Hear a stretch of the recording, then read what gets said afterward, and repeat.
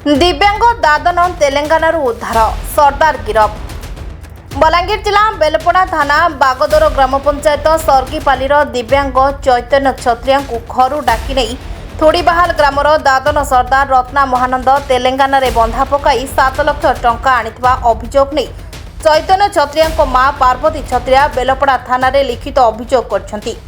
तांको लिखित अभियोग आधार रे पाटनागढ़ एसडीपीओ सदानंद पूजारी निर्देश क्रमे गोटे टीम गठन कर तेलंगाना पठाइथिले। तेलंगाना चैतन्य क्षत्रिय को उद्धार कर अभियुक्त दादन सरदार रत्ना महानंद को गिरफ्त कर बेलपड़ा पुलिस। एने एसडीपीओ सदानंद पूजारी एक सांबादिक सम्मेलन कर सूचना दैछंती।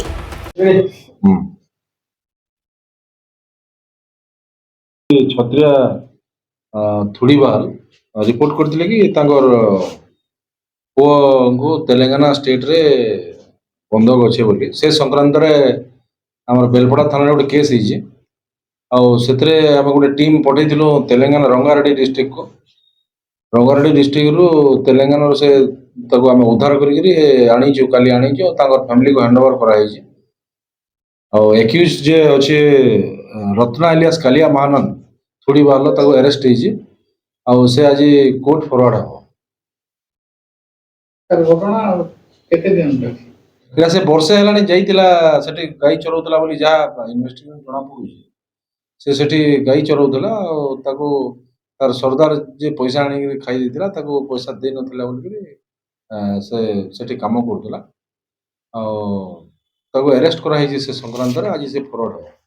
अभी भी जरूरी काम इन्वेस्टिगेशन रे जार जार विरुद्ध रे प्रेमा फांसी आसीबो ता विरुद्ध रे कठोर कार्यानुष्ठान अनेक समय देखा जाउछि ए विषय पुलिस पड़ापड़ी टिके कार्यानुष्ठान आरंभ। हाँ जेकोसी पुलिस रो आमे भाबुछु समस्त को अवेयरनेस करिवो जे जो माने जीवार बाहर को जोटा जाउछन्ती ताको बंद करबा को चेष्टा करबो सब दिन मीटिंग करा जिवो आ जो माने ए संक्रांत रे आमे पाइबो ताको विरुद्ध रे कठोर कार्यानुष्ठान ग्रहण करा। एला समस्त को मो अपील करूची समस्त जो माने भी बाहर को जाउछन्ती न कहिकरी का कोडे जानतुने जार द्वारा हमर गोटे एटा हे पारिबो।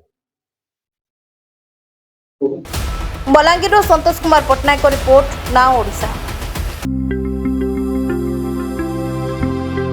लेटेस्ट न्यूज अपडेट पाई www.nowodisha.com को लॉगिन करंतु।